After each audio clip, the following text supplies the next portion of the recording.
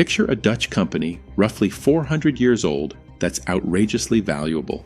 And when I say valuable, I mean combine Apple and Microsoft and Amazon and Saudi Aramco together, and you still won't reach this company's peak valuation. When you think about capitalism and wealth creation and old money, the first names coming to mind are probably the Rothschilds or the Rockefellers, right? It's rare for us to think about this quiet little Dutch company that was groundbreaking because they created the world's first corporation and the first stock exchange and the first IPO. And this company is still around, by the way.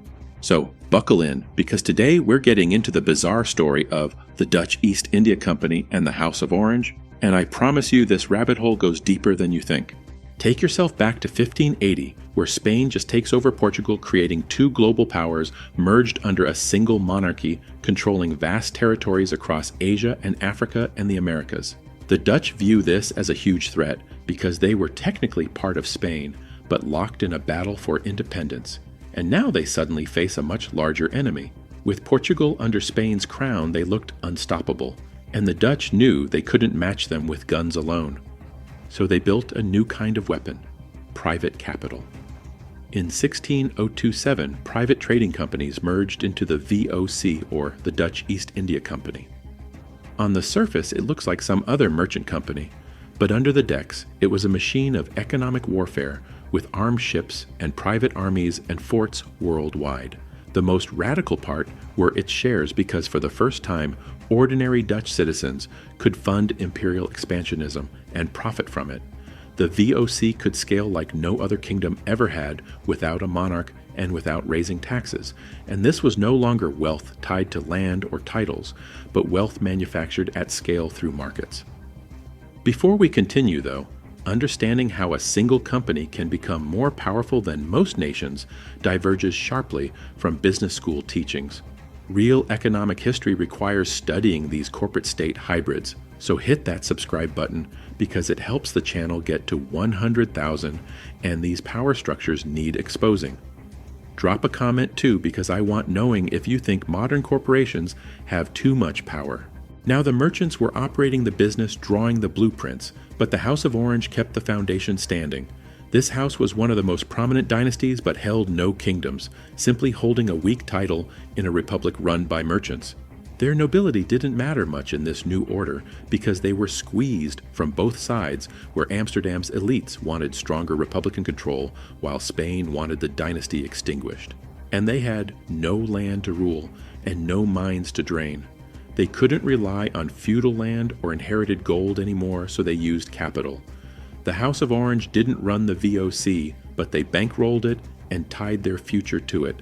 And this wasn't just symbolic, because their involvement gave them strategic leverage in a merchant republic, where legacy no longer guaranteed power. Decades later, that connection became official. Stadtholders William IV and V, descendants of the House of Orange, served as presidents of both the VOC and the West India Company, effectively becoming amongst the most powerful men in Europe. As the company expanded east, the family rose from nobility to something far greater, still without crowns but unquestionably backed by dividends. The VOC didn't behave like a business, but moved like a sovereign. When your market cap dwarfed GDP of large countries and your private armies defeated military powers, you were an imperial state in your own right. At its peak, the Dutch East India Company was worth more than 7.9 trillion in today's money.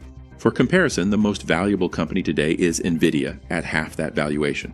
During the VOC's golden era, from early 1600s to mid-1700s, over 1 million people departed the Netherlands bound for Asia, boarding East Indiaman cargo ships. They weren't explorers chasing dreams, but employees of a mega corporation where the VOC recruited sailors and soldiers and craftsmen to build its trade empires across Ceylon and Java and Bengal. This workforce ran ports and guarded warehouses and negotiated with rulers and enforced Dutch interests, sometimes at gunpoint. And behind these profits sat a huge human engine of 1 million lives sailing across oceans to serve the world's most powerful trading company.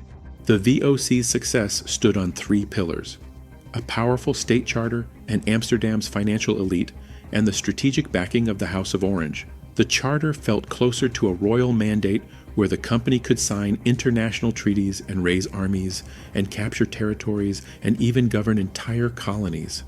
Every move carried sovereign flag weight, even though the seal came from a company's boardroom. With nearly 150 merchant ships and around 50,000 employees and its own private force of 10,000 soldiers, the VOC moved confidently like a state with sails. Nowhere was its dominance more profound than the East Indies. In 1610, the VOC gained permission to build a post near the Ciliwung River, and by 1619 they captured Jakarta and named it Batavia. This wasn't just a name change because Batavia became a center of gravity in Asia, which is why you see so much Dutch influence in Indonesia today, whether it comes to food or language or culture or architecture. Dutch governors ruled from there for 300 years as the company's command hub. This scale needed more than bold vision but serious money. Instead of relying on kings or short-term loans, they created something new, a system where regular citizens could buy into the company and stay invested. In August 1602, the Dutch East India Company opened its doors to the public, offering, for the first time in human history, a company's future to ordinary people through the world's first ever initial public offering. Once shares hit, the market capital flooded in. The House of Orange backed this transformation, but also depended on it heavily, because at home, political winds were unstable, while Amsterdam's merchant class pushed for tighter republican order. In this pressure, feudalism offered no solution.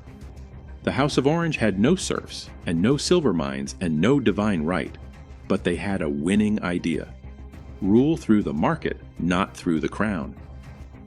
They decided to create an entirely new power base beyond land and precious metals through financial institutions that made risk predictable. At the core sat permanent shares where, for the first time, ownership in a global enterprise could be transferred freely, giving birth to the world's first secondary market, the Amsterdam Stock Exchange. Soon, traders went further by not just buying shares, but betting on what they'd be like tomorrow, creating a market of speculation and arbitrage pioneering all the tools Wall Street uses today. Dutch financial influence didn't remain confined to the Netherlands, but quickly crossed borders, reshaping Britain and later America, carried by William of Orange.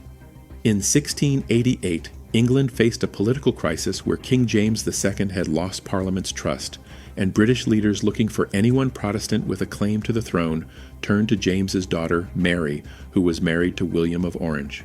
William sailed to England with a mindset shaped by the Dutch Republic merging capital with governance, where he saw markets as tools to sustain power, resulting in what history remembers as the Glorious Revolution.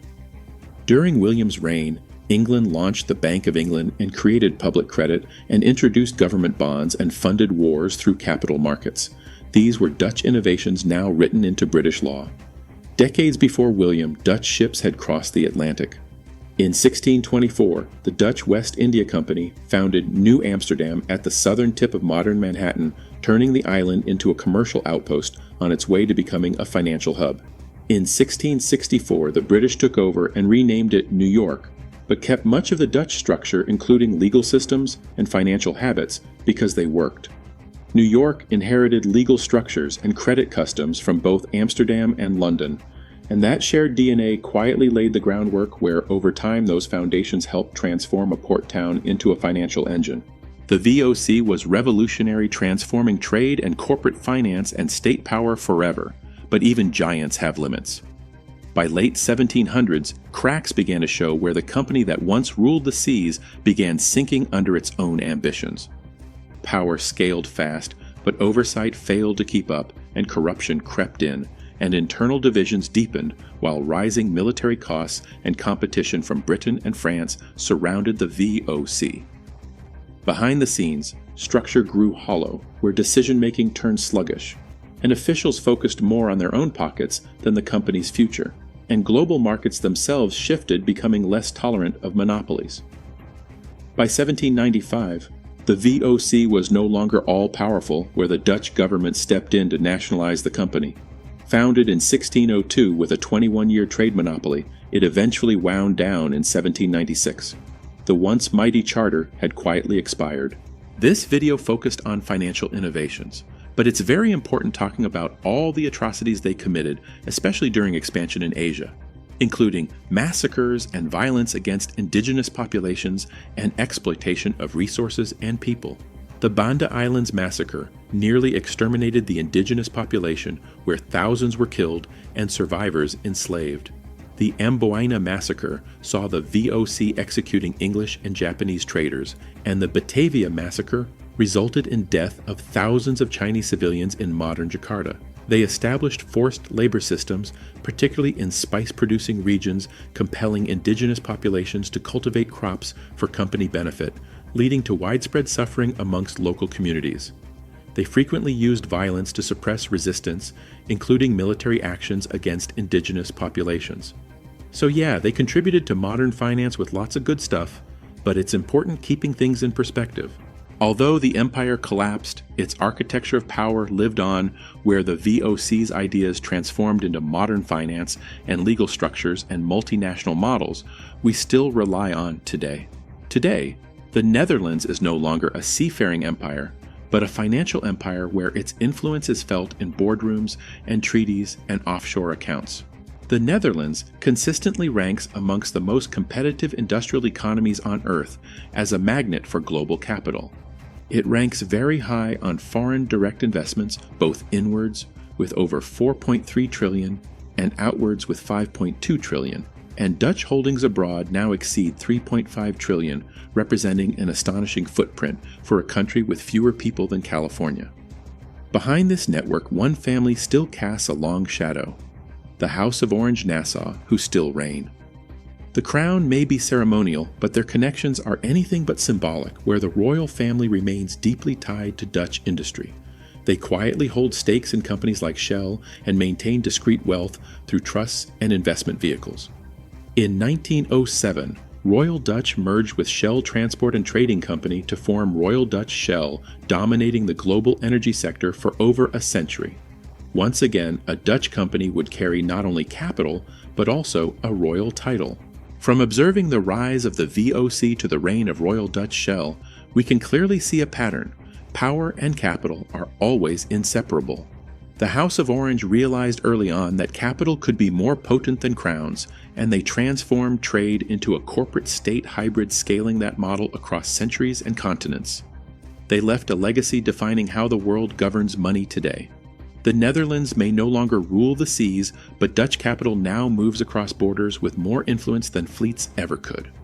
When we think of capitalism, we often think of the Rothschilds and Rockefellers and J.P. Morgan, but those figures didn't invent the model of capitalism, but just followed it.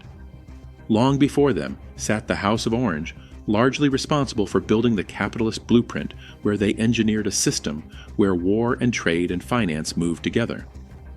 Thanks for watching. Here's what I want, knowing from you though. If markets now hold the power once reserved for monarchs, then who governs the markets, and who holds the crown when the crown is invisible? Modern corporations like Apple and Amazon wield more economic power than most nations, just like the VOC did. So do you think we need new systems to govern corporate power? Or is the free market the best check we have? That question determines whether we're heading toward corporate feudalism or whether capitalism can regulate itself. So drop your take in the comments, because I genuinely want hearing where you stand on corporate power limits. If you made it this far, please leave an emoji of an orange in the comments, and if you like this channel, subscribe. Thanks so much for watching, and I'll see you soon.